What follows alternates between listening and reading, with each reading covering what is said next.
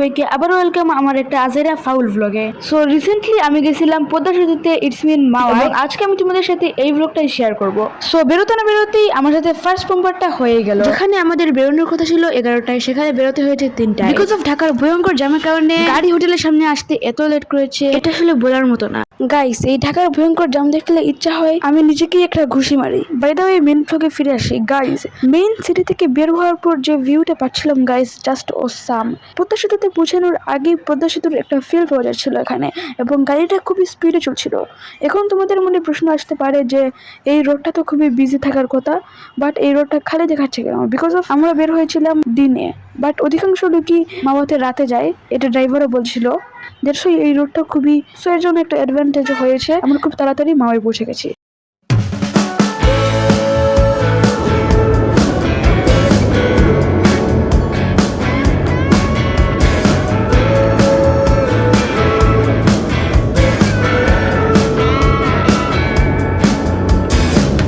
Chao, adiós, y nuestra historia se terminó.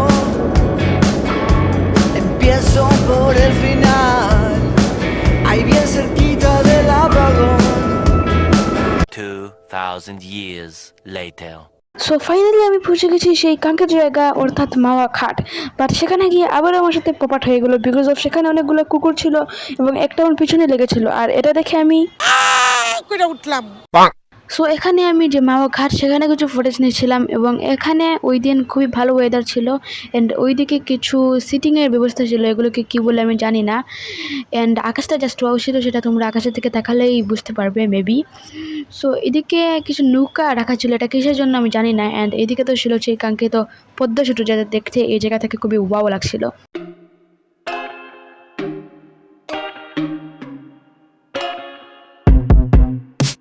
I told you I'm not here to mess around, and you've been acting too mysterious. You didn't think I'd go, but do you now? You never took me seriously. You don't have the time for me. I don't have. Guys, তোমাদের একটা কথা বলা হয়নি, 5-6 মাস আগে আমি একটা news দেখছিলাম, যেখানে বলছিল যে পদ্মার পরে নাকি রাসেলস ফেভার ঘুরে বেড়াচ্ছে। বলেন কি? Are you may know that যে আমার সাপে ফোবিয়া আছে, আর গাইস ট্রাস্ট মি, আমি এতটা ভয় পাচ্ছিলাম কি আর বলবো। সো ফাইনালি সেই সময় চলেই এলো মামার ফেমাস ইলিশ খাওয়া। সো এই হলো ইলিশ, বাট আমি জানি না কোনটা কোন মাছ, মানে আমি চিনতে পারি না কোনটা কোন মাছ। তো এই জন্য জাস্ট আমি জিজ্ঞেস করে যে এটা ইলিশ নাকি না এটা কোন মাছ। বাট আমি এতটাই বলদ যে আমি এটাই ভেবে দেখে নাই যে মাওয়াতে ইলিশ মাছ ছাড়া কুড়িবে মাছ থাকবে। অ্যান্ড এইদিকে মিষ্টি মতো কিছু একটা রাখা ছিল, আমি ভেবেছিলাম এট ফার্স্ট মিষ্টি, বাট পরে জানতে পারলাম এগুলো ভেরিয়াস রকমের ভর্তা। আর এই যে এখানে অনেকগুলো ইলিশ মাছ ফ্রিজিং করে রাখা ছিল। সো এন্ড দেন আমি ট্রাই করছিলাম যে ওরা ইলিশ মাছটাকে ভাজছে, ওইটার একটা এস্থেটিক টাইপ ভিডিও তৈরি করা। সো চলো এটাকে দেখা যাক।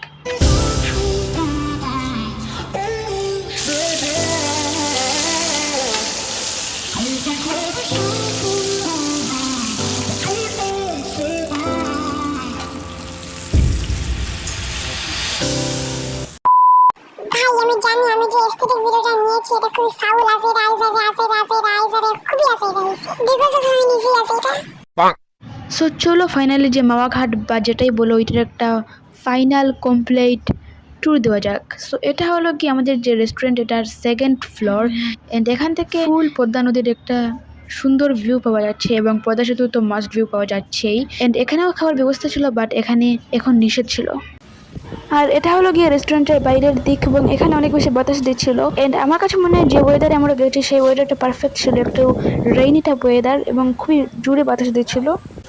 সো এই রেস্টুরেন্টে কয়েকটা ঘরের মতো কেবিন ছিল, যেখান থেকে একটা জাস্ট ওয়াও ভিউ পাওয়া যায়। সো আমাদের এই কেবিনের নাম ছিল মামার বাড়ি।